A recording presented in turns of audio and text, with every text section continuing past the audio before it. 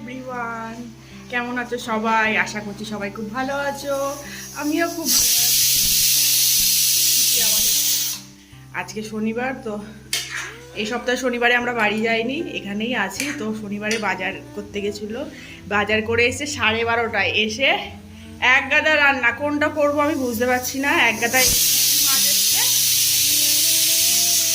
ইলিশ মাছ, চিংড়ি মাছ, কাতলা মাছ।